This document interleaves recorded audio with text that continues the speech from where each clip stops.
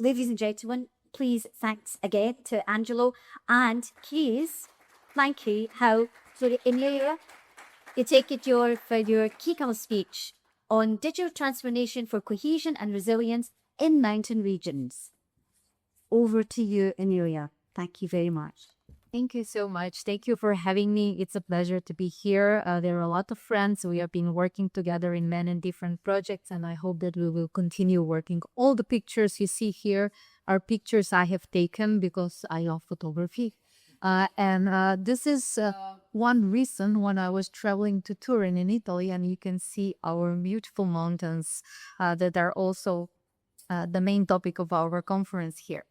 So the title of my presentation, Digital Transformation for Cohesion and Resilience in Mountain Regions. A lot of times we are speaking either about cohesion or about resilience. But when we're speaking about cohesion, we have in mind that nobody is left behind. And when we're speaking about resilience, we have in mind that we need to survive whatever it comes here. And I truly believe that both cohesion and resilience stick together. And digital transformation, digital technology has a lot to do with both of them. These numbers were already mentioned by Carlo, by Julie, but Minister Lot, sorry for losing first names by Mr. Ram. So 80 million people, 48 regions, 7 countries, one roof. The Alps of in the European Union, they're also our climate barometer. They're also our water tower. They're also the holiday for many of the Europeans of our full continent. So what happens in the Alps, it has a consequence, as already mentioned by Ms. Tiran, not only to 80 million people, but to all of us. So if something starts to happen there, then we all feel the consequences. But you know, the places that we treasure most are also the hardest to reach. For everyone here that tried to bring broadband fiber into a region like this one, you know how far it is to bring fiber there, to bring connectivity there. Another paradox is that these places are the fastest to change. So what happens? We all know that valleys are empty. Why? Minister Lotto was already speaking about the brain drain, about young people leaving, about elderly people only staying there. Why? It's also because of the weak signal. We still have problems with the weak signal, with the connectivity in these regions, but also because the services are in retreat. What does it mean?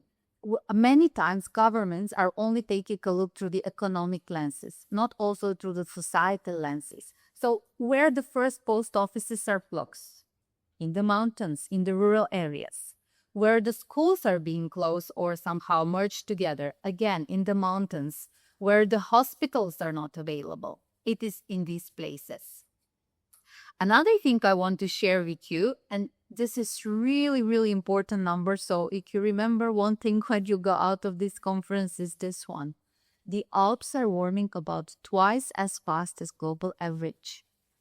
And there are very important consequences on human lives because of that. So this is not long ago. It happened in Marmolada, 2022, July.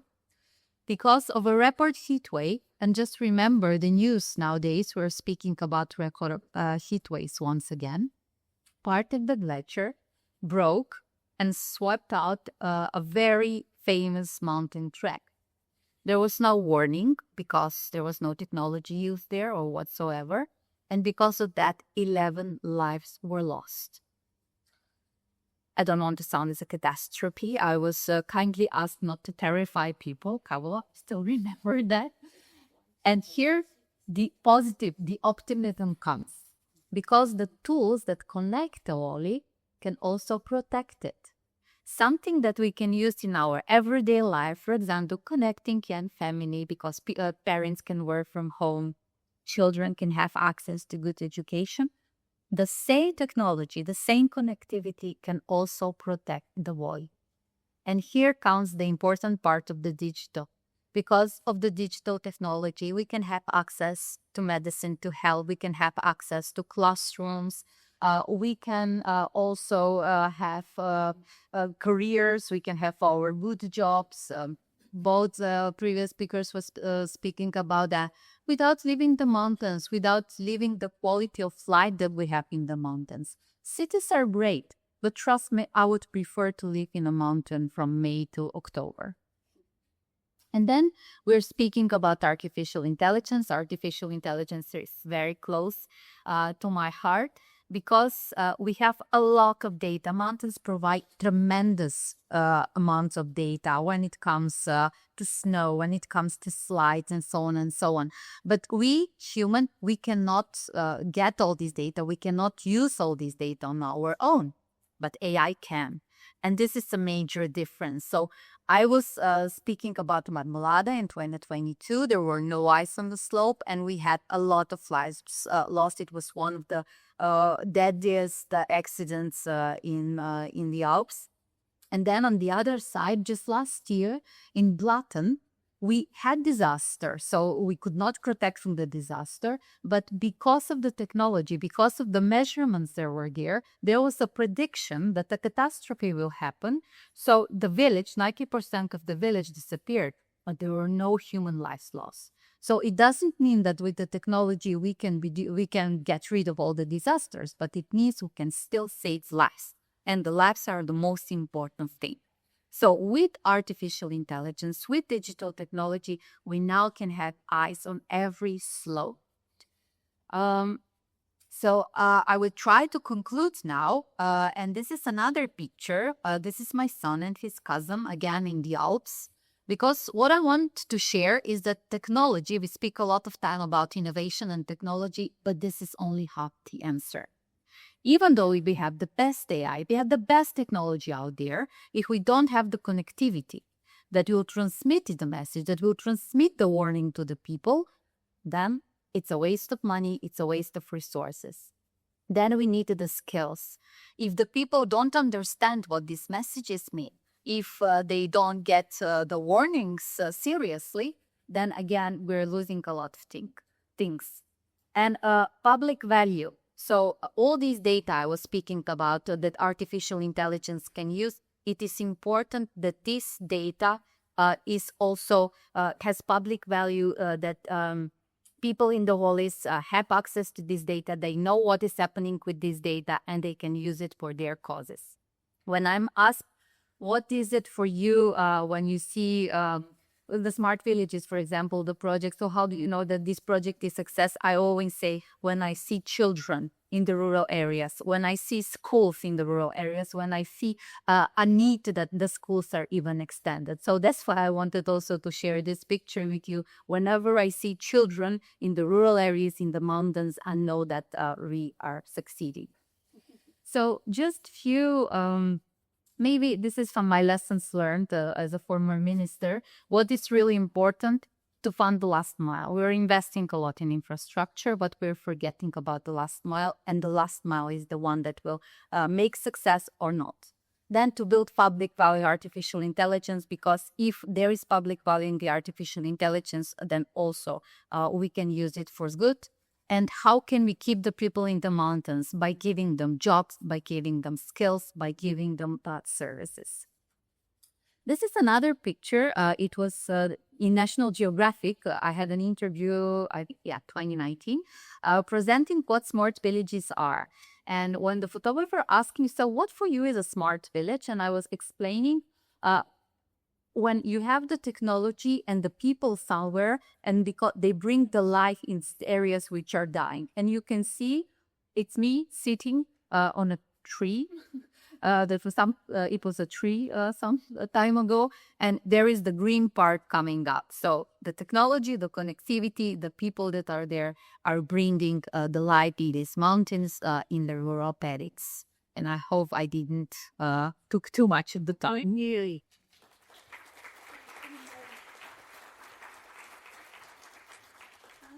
Thank you very much, Emilija. We don't have a great deal of time now for an exchange, but I do want us to follow up a little bit. And sadly, we don't have a huge amount of time. But I have a question, and please, Marisol, Angelo, please also feel free to join in, because I think you said very clearly we have to see cohesion and resilience together. They're not separate entities. You talked about digital as a means to reach people and places, a connector across Alpine territories, digital as an equalizer. Resilience, you talked about as a strategic surveillance mechanism, safety and security at the context of climate change, its protection role, and through data that acts as, for example, an early warning system, as you mentioned. But my question is, what advice do you have, short, sharp advice, for the EU strategy for the Alpine territory and, of course, for Action Route 5 to ensure this holistic approach to delivering these ambitions? What is your short, sharp advice there? Thank you so much. So very short, and again, this is a lesson learned as a former politician, as a former policymaker. We're funding separate projects. We're funding connectivity. We're funding digital skills. We're funding public services. This is not separate projects. We need to fund them as a bundle, because otherwise it won't work. So if we're planning future programs, let's think of all these segments and fund them as a bundle, because this is the only way how we will achieve the digital and green transformation. Thank you. Thank you very much. That's a very clear message. So stop funding in silos in the way that things are structured now. Fund as a bundle. What do we think about this, Minister Lotto? Is this the right way forward? Honestly, I couldn't agree more. And I completely agree with your speech, so I don't have any question either. But yeah, I truly believe that integration is the true strategy. And to go with what you said before, sometimes integration is difficult because we have so many information that we cannot put together. But with AI, we can do that, and I think it would be the easy way to do bundles instead of silos separated. Thank you. Perfect. Thank you very much. So we're going to finish this session with the big message: fund as a bundle. Ladies and gentlemen, please join me very much in thanking our keynote speakers and occasionally the water. It's about the very rich context that now sets the scene for our Digital Alps, for the rest of the Digital Alps conference, and for our next session.